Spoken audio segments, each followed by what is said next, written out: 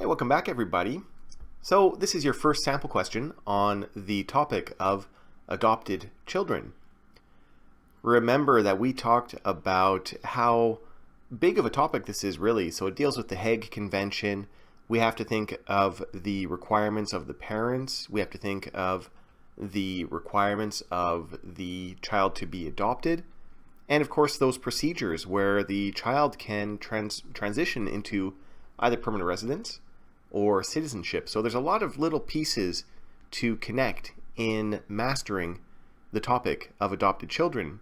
But by going through these sample questions, you're going to connect these dots better and better and better as it relates to transforming that information into the context of your upcoming ICCRC Full Skills Exam.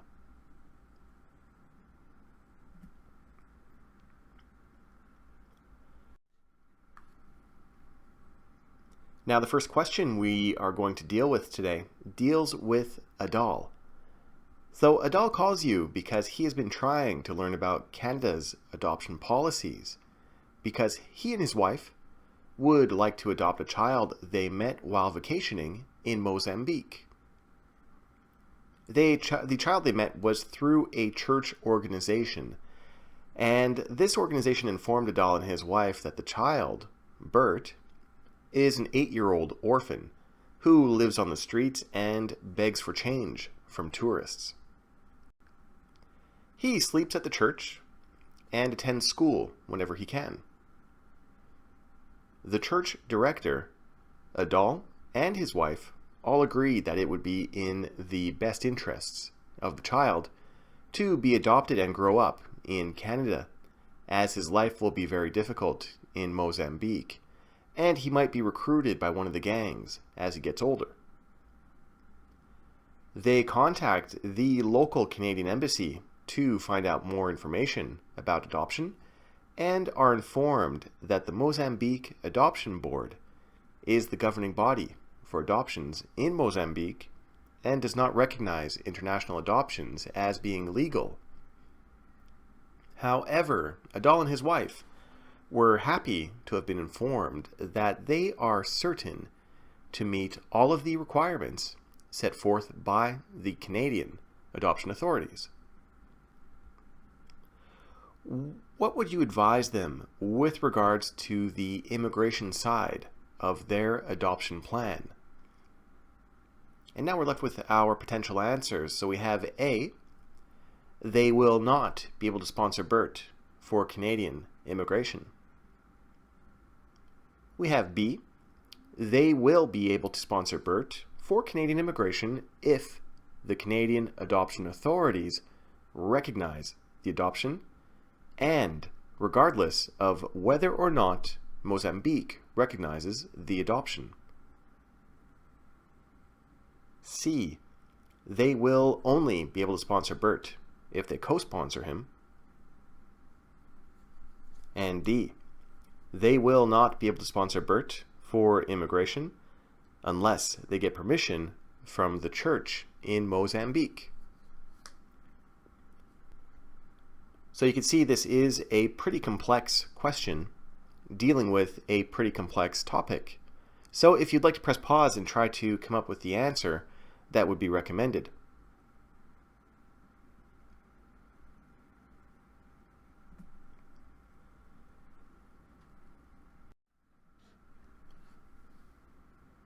Now, as we dig into this a little bit deeper and we take a look at what was said in the scenario, we can see, first of all, the intent of Adal and his wife. So they want to adopt a child from Mozambique.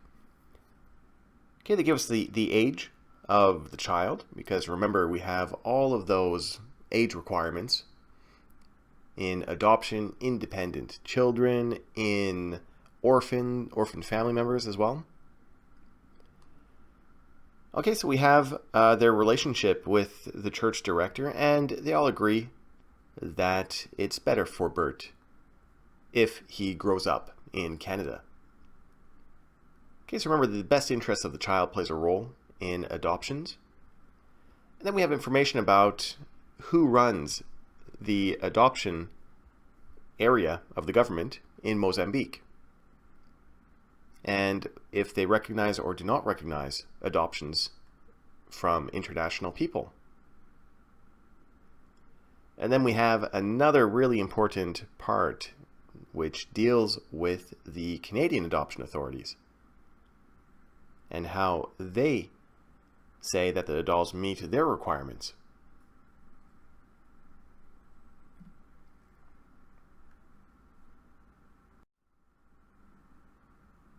So now when we take a look at this question again, it's a very big question, and we can see how concise you really need to be in order to answer this question perfectly. So we'll go through this step by step like we always do, and hopefully you got the correct answer. If you didn't get the correct answer at the end of this, that's okay, because this is, of course, part of the learning process. And learning by doing these questions is really what helps you to transform your immigration knowledge into an exam scenario.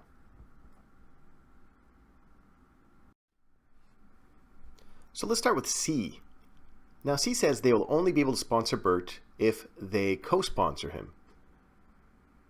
Now if you remember from our lesson on parents and grandparents, we talked about co-sponsorship in detail. Now with this one here in the context of the question that we're answering, we need to take a look again at the general requirements of adoption. So we can see that, of course, the best interest of the child, the genuine relationship, the laws that have to be followed, and, of course, the intent.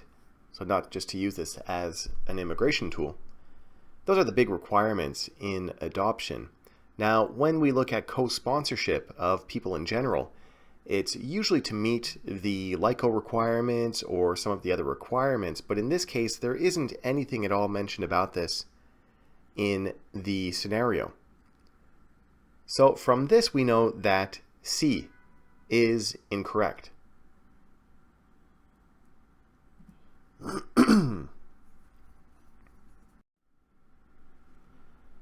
So now with C eliminated, we can focus on some of the other options. So with B and D, we can see that we get into the topic of the types of permission that are needed from the government authorities in the other country in order to be able to adopt Bert. And with A, we're left with a pretty simple answer that says they will not be able to sponsor Bert for immigration. All right, so let's explore D.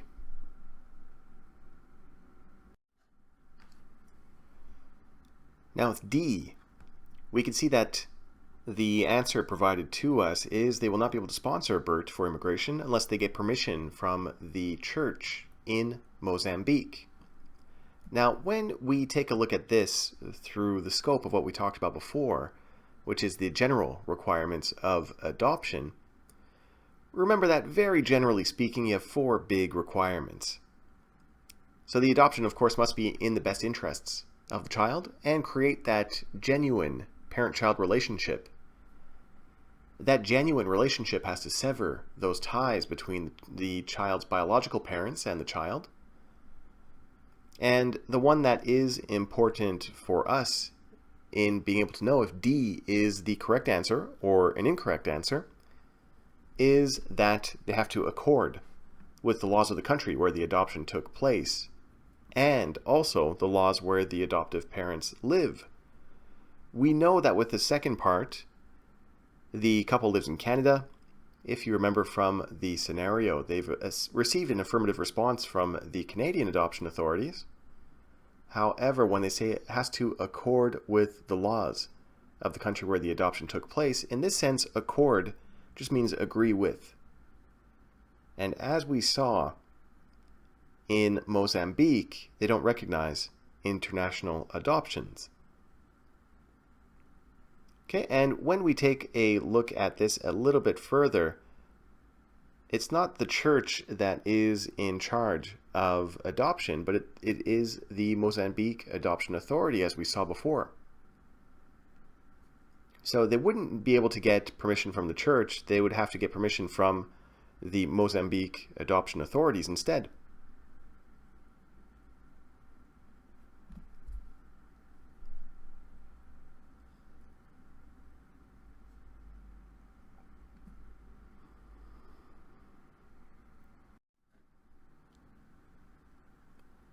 So now we know that C and D are both incorrect, which leads us to B. And B again will explore the relationship between the adoption authorities and how this plays into immigration. Now with B we have they will be able to sponsor BERT for Canadian immigration if the Canadian adoption authorities recognize the adoption and regardless of whether or not Mozambique recognizes the adoption. So what they're saying here is that the Canadian adoption authorities, their ruling overrules the other country. And as we know from those general requirements that we just saw before, on the third bullet point, by understanding this really leads you towards knowing that B is incorrect as well. So remember they say that the adoption has to accord with the laws of the country where the adoption took place, which is Mozambique in this case, and the laws where the adoptive parents live. So we saw that they meet the second part of this. However, that first part where Mozambique does not recognize international adoptions means that the adoption does not accord with those laws.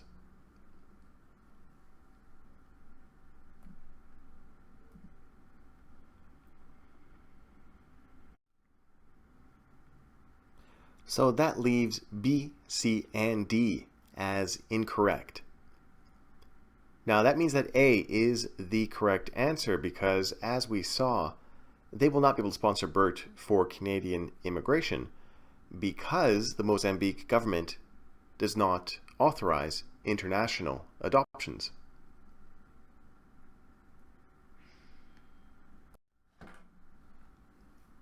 So as you saw, adoptions can be a tricky little area of the family class. Some of the other areas of family class are a little bit easier and a little bit straightforward, such as the lonely family member, orphaned family members as well. With this one, you had to think of, instead of just the sponsor requirements and the person being sponsored and the requirements that both of those people must meet, you have to think a bit bigger and think of big international agreements and government authorities and whether or not those government authorities recognize the adoption. In this case, the Mozambique adoption authorities did not recognize the adoption, which means that the adoption would not be able to be used for the immigration of BERT. Alright, so I hope you got the answer correct. If you did, that's really great. If you didn't, this is a tricky question. And what we're doing, of course, is helping you learn how to answer these types of questions correctly so that if you see it on your real exam, it'll be a free question for you. Alright, so thank you so much. Have a really great day and stay tuned because we have 2 more sample questions waiting for you.